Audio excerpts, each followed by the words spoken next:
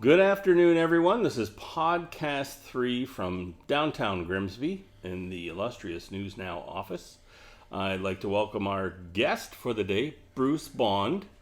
And I'm not going to say what Bruce is representing because he represents a lot of things, quite honestly. Bruce was good enough to come down to speak. It's Volunteer Week, National Volunteer Week. And when you think of volunteers in all of Niagara West, Bruce is pretty much at the top of everyone's list. I've done so many things with Bruce. We were talking before we got started. I don't think I remember half the things we've worked on since, 95. We started the skate night at the old arena. We even did that Elvis. We did the last big event at the old Peach King. That I forgot all about that until just now.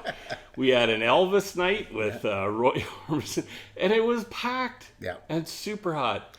That was a fun night. That was the last big event at the old Peach King. That was pretty cool. But Bruce, I know you go back, to the origins of the Kinsmen Club, and a lot of your volunteer work in town spun off that. So maybe if you could just let the people know how you got involved, why you got involved, and how that led you through 40 years of volunteering. Well, I got first involved with my neighbor, Terry Sisson, at the time, asked me to come out to a Kinsman meeting. So you blame him? I blame him. That's all his fault. He got me started on this. Fair enough. So through that, I went out to the Kinsman meeting. At that time, we were meeting at Place Polonaise, and I liked what I saw, the involvement in our community. The motto of the Kinsmen is serving our greatest needs.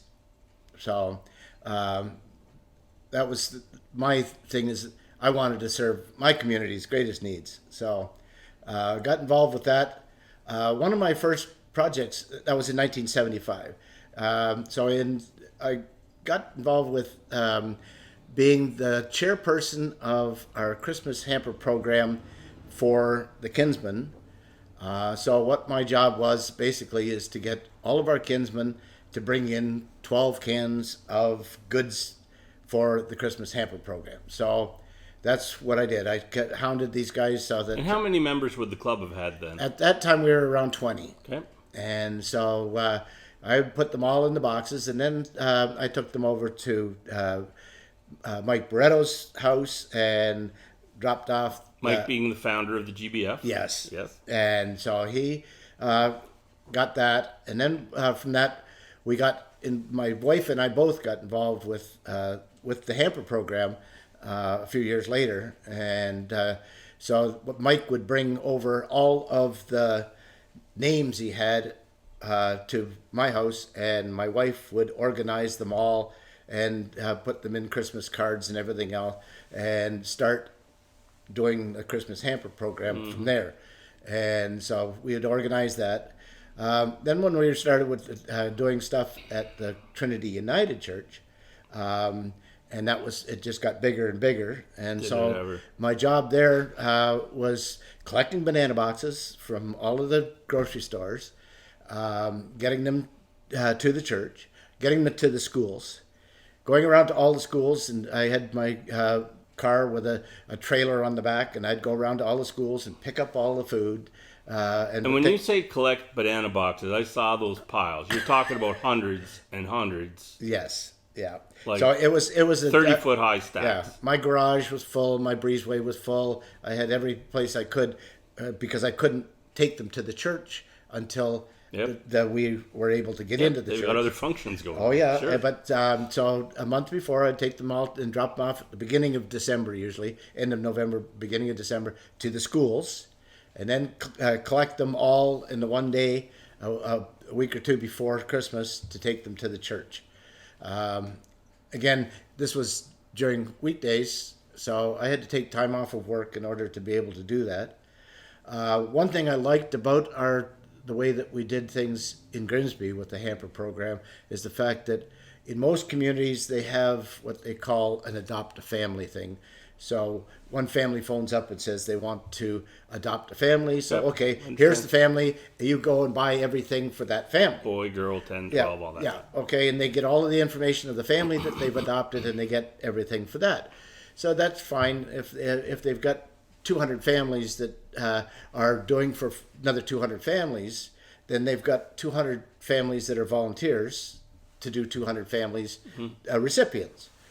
But the way that we did it was a lot different, where in the fact that we were able to gather up the food, donated through the Christmas parade, Yep. and get that food and get that to the church, donations of food to the GBF, and that way everyone came to the Trinity United and were able to sort the food one night, pack the food the next day, and ship it off the next day. So in that process, if somebody gave us an hour of their time or a can of beans, Yeah. in some way they became a volunteer for the hamper program. And that way we had thousands of people who donated their time and effort to our hamper program instead of just the 200 families that donated to the 200 families and the adopted. Plus the thing is we got enough food that we would take some of it back to the GBF food bank and put it And away. where was the food bank early on? Oh, like the first place I remember was It's the track store. Yeah. And which is it became the Depot Deli and now Ricochet. Right. But it was around the back and in the basement, and the basement was just a stone wall, big stone wall, earthen floors, and we had 3 big chest freezers down there that people had donated, the big monster ones, the 21 The cubic or cast iron 23, ones. the big I know. heavy things. And we had those in the basement of there, and They're probably still there. You don't move. We had one in the basement of the house I grew up in. When my mom sold the house, the freezer went with the house. Yeah, that was part of the house. Oh, yeah. Yeah, well, that was the thing that most of it was filled with bread, because that was the staple we got more of donated, and back in the old days. Then we moved the food bank up to Calder School. Yeah, and we had I remember that. We had the food bank at the Calder School for a few years, but it was difficult for the clients to be able to make it all the way up the hill. Yeah, I understand. And get the stuff from, and then walking back down the hill, carrying heavy bags of canned goods or whatever. So, and that's part of the thing, though, with having volunteers involved, because you're having to hike everything up there as well. Right. So, that comes down to, bodies, no matter what the group is, whether it's youth soccer, minor hockey, Kinsmen, Cadets, Rotary. Oh, yeah. Well, we had a lot of service clubs and everybody helping out around Christmas time, especially to get the stuff and help us fill the shelves at our food bank at that time. But what motivated you to get involved in the first place? Like talking about volunteers. Yep. Well, the thing is that one of the things that people ask me is that it doesn't pay any. Why do you do this? You're doing it for free. And my opinion of that is that not everything is monetary. The good feeling that you get from helping somebody else far outweighs the monetary value of my hours, of doing something that I know somebody appreciates, that needs my help. And so the thing is that giving my time is a small thing compared to what it means to the people that we look after and help. Yeah. So doing something for that is and there's so many other benefits, whether it's just getting out, the social aspect, the satisfaction aspect. Right. There's lots of, like, cause when we're running events and doing things, there's typically a fairly consistent core to those people. You know what I mean, right? Oh, yeah. And it doesn't matter whether we're doing something at the arena, something in the park, Canada Day. Right. There's a cast of characters that are absolutely dedicated to their communities in all the communities. Right. Whether it's up in Smithville or Canada Day over in Lincoln, you see an army of people that they really like putting an effort back into their community, and the community doesn't always recognize the effort that's behind, the No. army of people that it takes to execute, a Canada Day capacity event is. Well, having a good core of volunteers. Parade, Santa Claus parade. Well, that was for that. One of our life members, Dennis Pyatt, he took over the Santa Claus parade after the Chamber of Commerce gave it up back in the 70s. Yep. And Denny did it for a few years, and then again, Terry Sisson and his wife Karen, they took over organizing it, and I was on that committee helping organize the Santa Claus parade for several years. Around 5 or 6 years, I think they ran it, and then life member Rick Quirk took over. One of the problems there is that people were nicknaming the parade, the Santa Claus parade, the Kinsman parade, and it wasn't the Kinsman's parade. It was our kinsmen were volunteering their time for something other than the Kinsman. Yeah. But and so some of the other service clubs, why do we get involved with it? It's the Kinsman's parade. It's not ours. Yeah. And it became a bit detrimental. It became detrimental.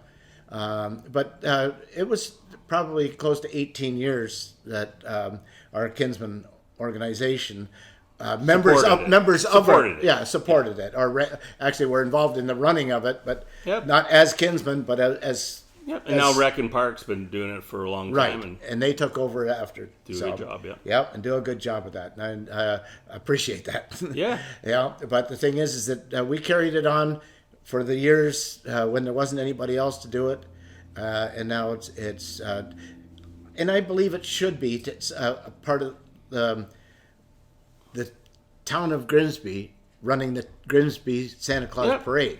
There's no shortage of people who are ready to help. No, right, and that's great. Yeah. Now you mentioned the Kinsman is the root of a lot of things. Certainly the connection with the GBF, and you just mentioned the parade, but you also have been involved with Big Brothers over the years. Right. Now, just today, and I didn't read the email to the bottom. I don't know, but they're just launching a summer promotion right now. Maybe it's not even launched yet, quite honestly, because the email just came today. But it's their goal is to match 30 kids, right? 30 men and 30 boys. There's an ongoing historic shortage, always. Is. Yeah. Well, and you talk about time. Yeah. Absolutely, right? COVID has devastated a lot of service clubs, community groups. And so the thing is that they need the volunteers, but the volunteers can't do what they did before, and we can't get have the one-on-one contact that we had in the past. It's all very tricky. And so, trying to. But just mention about some of the things with Big Brothers and what some of the things that Big Brother tried to do over the years. Well, the thing is that as a Kinsman, we did a lot of things with Big Brothers, Big Sisters, but especially goes back over 20 years with the curling. And not only just putting the teams, and putting teams in, but I, as a Kinsman, gave some time to running an auction for them, what we call a Chinese auction. Yep. It's has raised several $1,000s through the curling for the community, for the Big Brothers, Big Sisters to try to do more mentoring. It was mostly for school mentoring, in-school mentoring. But again, that's something else that they're not able to do anymore. So it's becoming a very, very, very hard thing for. We, as a Kinsman, run our annual fireworks where we sell fireworks. That is our one and only source of income for us, and we haven't been able to do it for 2 years. For you to run the club. Because everything else you do goes back into the community or to cystic fibrosis, right? Right, yeah. We give money to cystic fibrosis. That's your core charity. Yeah. The thing is that, again, we help raise money for Big Brothers, Big Sisters through doing things for them and giving that money direct. And then with West Lincoln Memorial Hospital, where we've been involved with that, going back many years, where the Kinsmen raised money to outfit a room, a children's room at the hospital with a TV and outfitted it so that it would be like a lounge for people to sit in at the hospital. So that went back to the early 70s when we did that. So, but we ended up again with our mini putt. Yeah. And what year did we start that? The first year of the mini putt was 1996. 96. So that was my my first first spring. Year. Yeah, because I came in May of 95. Yeah. And it was always March, like right around March break, give or take. Yeah. Well, I think for the first few years we were running it in February. And then we moved it into March. More core winter. Yeah. Yes. And then, so March was a little bit better weather sort of thing. The golf carts could hit the streets. Yeah, that's right. I remember a few times. Yeah. Yeah. And I remember we started that. Carl Kovacs was chair of minor hockey and chair of sports council. And we started that. You guys got the original course from Pelham? No, it was from Niagara Falls. Niagara Falls. And they said they were done with it, or? Well, the Kinsmen Club of Niagara Falls had folded, the original club, and they had to get all this stuff out of there. And so we inherited the original mini putt holes that they had used in all the bars around in Niagara Falls. We just created the event around having that as an asset. Right. And it's done a lot of good things. Well, right. So just go through, how and who we helped along the way. The first 2 years, we raised money for the youth council to help support young youth in hockey and baseball, whatever, to help them be able to afford to play sports. Was registration, gloves, skates, really basic stuff. And so for 2 years we did that. The third year we went and did money towards an imaging camera for our thermal imaging. Thermal imaging camera for the fire department in conjunction with Gary Thompson of Different Strokes. Of Different Strokes at the time. Yeah. And he was needed our help to run. That was the main project, the goal that he wanted. That's right. Yeah. And so we did that for 1 year. And then we did 2 years of raising money for Gamru to buy their first rescue. That was right when they were getting started. Right. And so we did 2 years of that. And that was all under the chairmanship of life member Rick Quirk. And then after that, those first 5 years, when I took over, that was 2001. And that was when we had a little birdie tell us that the government had okayed a hospital for Grimsby after fighting for several years. A plan for a hospital. A plan for a hospital at that time. Yes. But at least it was a step forward in the direction that we're still fighting. Absolutely. Okay. Over 20 years later, we're still fighting. Looking good. Hoping for the best. Very good, yeah. But at that point in time, that was the first inkling. Because it was all still very touch and go. In 97, we were up there in the high school football field raising candles. February 8th, brother. Yeah, and that's it. To tell the Minister of Health at the time that there's no way that you're taking our hospital without a fight, because they wanted to close the hospital back then. And so through a long fight, and so 2001 is when our first ink of light came to us, and so when I took over the hospital, or took over the mini putt, I decided that we were going to raise money for the hospital. So the foundation's very first capital campaign. It was the very first capital campaign for the building of the new hospital. That's right. And most people had never even heard of the fact that this had been done. That's right. This was still top secret at the time. And then we announced that we were raising money for our new hospital, and everybody wanted to know what new hospital. We didn't know anything about it. And we were the first ones to be able to donate money towards that. So that was my first year as the chairman of the mini putt. And for 20 years following that, we raised over $150,000 towards the hospital, not towards the building fund, but after several disappointments there, I told them that I would not put the money there into the building fund until the shovel went in the ground. But that's when there's lots of equipment that we need that we can donate that money to. Yep. And so that's where for the next probably 18 years, we donated money to different machines.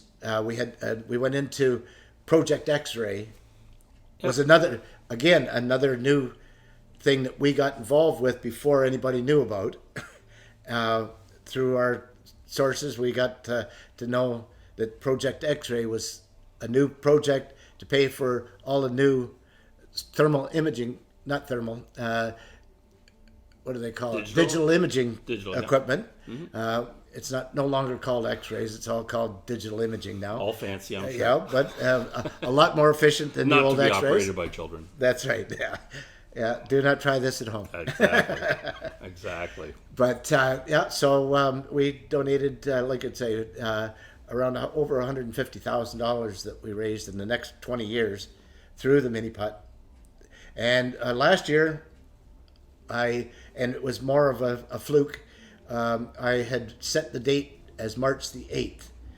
And if I would have sat down at a calendar at the time, I probably would have made it the following weekend. But once I'd made that commitment of March the 8th, I stuck with it. And it was a lucky thing because we had the mini putt. We raised $14,000 that day on March the 8th.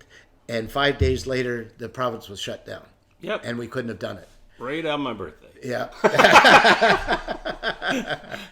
Yeah. I don't know. My birthday's a lightning rod for good things and bad things. There we go. But anyway. Yep. Yeah. No, that's you're 100% right there. Yeah. And so again, all the different still involved with the hospital. My wife and I both volunteer. Your wife Jerry. Yeah. My wife Jerry. Going to give her proper credit. She puts up with a lot, well as doing a lot herself. Exactly. The thing is that I couldn't do, and the Connects too. I couldn't do what I do without the support of 100%. My wife, and our Kinsmen Club couldn't do what we do without the support of our Connect Club. Yep. And we work well together. We are separate entities, the Kinsmen and the Connects, but we work well together, assisting each other wherever we can, and helping to make our community a better place to live. Yep. And I want to get back to that, but I know just wrapping up on the mini putt, you wanted to mention my good friend Scotty Ross. Scott, well, the thing is that when you had sold Grimsby News, they shipped you off to Thorold. After a while, I hung on for a couple of years, but there was quite a stretch where I was. And the thing is that again, the support that we got from the newspaper is what made our projects what they were. And if when you left, I felt that I didn't have the connection anymore. But I found Scott Roast more than adequately trained. He knew the people that were involved. Anytime I went in to see him, it was just a matter, I had to say that I needed to mention this and I needed to mention that and everything else. And next week in the paper, there was an elaborate story because he knew he polished it all up. Well, the thing is, he knew how everybody was involved with what we were doing and who needed to be thanked for what they have done for whatever it was that I was working on at the time. Yeah. But again, through Kinsman, through GBF, through whatever, there was always a story that he could create that I couldn't. Yeah. Scotty was always top drawer at that. Ask any community group in town. There's a lot of reasons that paper took off and was what it was at the time. Right. And there's on the editorial side, Scotty was, Yep.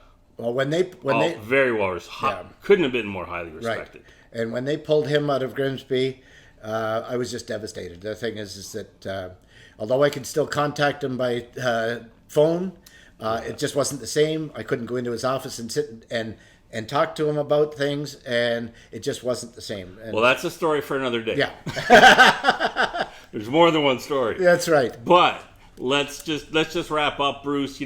We've talked about getting involved in the community and what you have sort of taken out of your experience of going on 50 years now, right? Yeah. Like it's getting there.